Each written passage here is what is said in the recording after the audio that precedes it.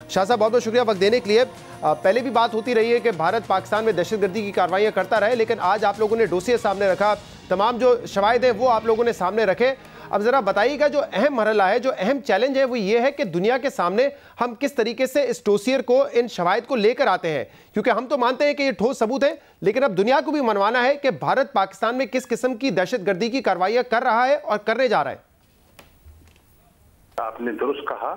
इसके लिए जो हमारा प्लान है वो ये है कि इंशाअल्लाह पीर के रोज हम दफ्तर खारजा में जो P5 के ममालिक हैं और जो दीगर अहम मुल्क हैं दुनिया के, उनके एम्बेसडर्स को मदबूत करेंगे और ये डोसियर की तफसीलात और उनके जो शवाहिद हैं उनसे शेयर करेंगे।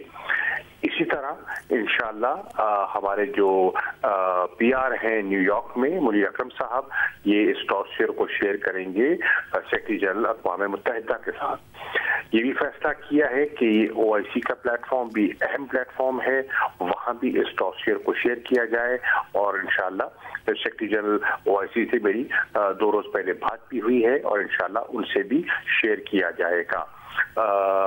ये पहली मर्तबा हमने ठोस शवाहिद, नाकाबिले तरदीद शवाहिद कौम के सामने और इंटरनेशनल कम्युनिटी के सामने रखे हैं और उनसे हम तवक्को करते हैं कि वो इस पर सियासी मसलहतों का शिकार न हो, क्योंकि अगर वो शिकार हुए तो इस खित्ते का अमन व इस्तेहकाम जो है वो भी मुतासिर हो सकता है और अफगानिस्तान का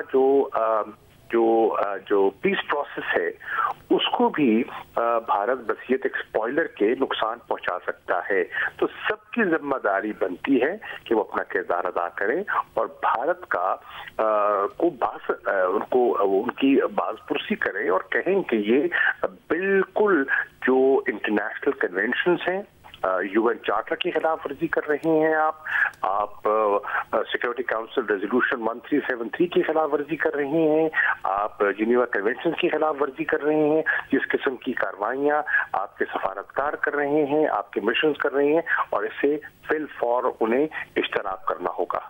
अच्छा, आप जो ये बात करें कि मुख्तलिफ फोरम्स पर इसको उठाया जाएगा, जो वज़ीर आज़म है आज़ाद जम्मू कश्मीर के फारूक हैदर साहब, उन्होंने भी कहा कि OIC के सामने इसको उठाएं, यूनाइटेड नेशन के सामने उठाएं, और आप कह रहे हैं कि हम उठाने जा रहे हैं। लेकिन शाह साहब ये ज़रा बताइएगा कि जो हमारे पास इससे पहले भी बड़े वाज़ेह सबूत मौजूद रहे, कुलभूषण यादव से बड़ा क्या सबूत हो सकता है कि भारतीय जासूस हमने पकड़ा, उसके खिलाफ जो सबूत है वो दुनिया के साथ शेयर किए गए। फिर मकबूजा कश्मीर में जो दहशतगर्दी है रियासत की, इंडियन रियासत की, वो भी सबके सामने है, पूरी दुनिया के सामने है। आप लोगों ने भी कोशिश की कि उसको दुनिया के सामने लेकर आए, लेकिन अब तक हमने देखा नहीं है कि आलमी दुनिया पर कोई दबाव बना हो या उनकी तरफ से कोई दबाव इंडिया पे बनाया गया हो कि ये तमाम कार्रवाइयां वो रोके। इसकी क्या वजह है? देखिए, वजह तो बड़ी वाज़ेह है, वो सियासी है।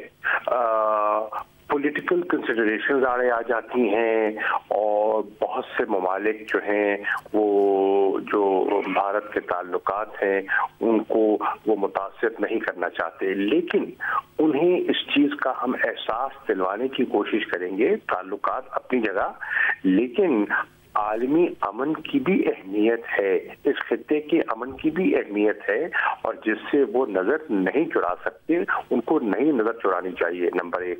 नंबर 2, हमारी ये भी ख्वाहिश है और हमारी कोशिश होगी कि हमारी जो हिकमत अमली है वो मल्टी प्रॉन्ग्ड हो। हम जहाँ सफारतकारी कर रहे हैं वहाँ हम दीगर ज़राए को, मिसाल के तौर पर आज तो मीडिया का ज़माना है, नेशनल मीडिया जैसे आवाज़ उठा रहा है, इंटरनेशनल मीडिया के इस पर भी इसका नोटिस लेना चाहिए। आप देख रहे हैं कि अमेरिका में एक ट्रांजिशन होने वाला है, एक नई एडमिनिस्ट्रेशन सामने आने वाली है, और उस एडमिनिस्ट्रेशन का एक बुनियादी फलसफा है कि उनकी जो फॉरेन पॉलिसी है वो वैल्यू बेस्ड होनी चाहिए। तो वो कदरों पर उनकी जो मॉरल कदरें हैं उनको वो सरफे नज़र नहीं करना चाहेंगे।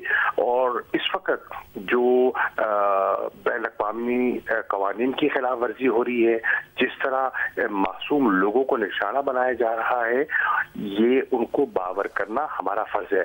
اور اس لیے بھی ہم کر رہے ہیں کیونکہ ہمیں جو ان کا گرینڈ ڈیزائن ہمارے اب علم میں آیا ہے وہ بات تھمنے کو نہیں ہے. آئندہ آنے والے دنوں میں ان کے بڑے ناپاک عزائم ہیں. وہ پاکستان کے اندر بھی, گلگت بلتستان میں بھی, آزاد کشمیر میں بھی ان کے ناپاک عزائم ہیں. تو قوم کو بھی یکجا کرنا ہوگا اور دنیا کو بھی آگاہ کرنا ہوگا. اچھا, آپ نے ایک تو بے نقاب کیا آج جو بھارت کا ایجنڈا ہے, اور آپ کہہ رہے ہیں کہ ہمیں قوم کو بھی یکجا کرنا پڑے گا, لیکن جب آپ یہ کہتے ہیں کہ نومبر دسمبر میں ان کا ارادہ ہے کہ پاکستان کے مختلف علاقوں میں وہ دہشت گردی کر سکتے ہیں, بڑے شہروں میں دہشت گردی کر سکتے ہیں, جو نوٹیبلز یا علماء حضرات ہیں ان کو نشانہ بنا سکتے ہیں, تو اس حوالے سے اب ہماری انٹرنل سیکیورٹی کتنی اس وقت مستحکم ہے, اور اس کے حوالے سے مزید کیا کیا جا رہا ہے؟ کیونکہ یقیناً ایک بے چینی اور ایک خوف تو ہوتا ہے عوام میں جب وہ اس طرح کی بات سنتے ہیں کہ دہشت گردی مزید بڑھ سکتی ہے, گروپس اکٹھا ہو رہے ہیں, یونائٹڈ ہو رہے ہیں, اور بھارت اس کو استعمال کر رہا ہے, بھارت فنڈنگ کر رہا ہے ان کی.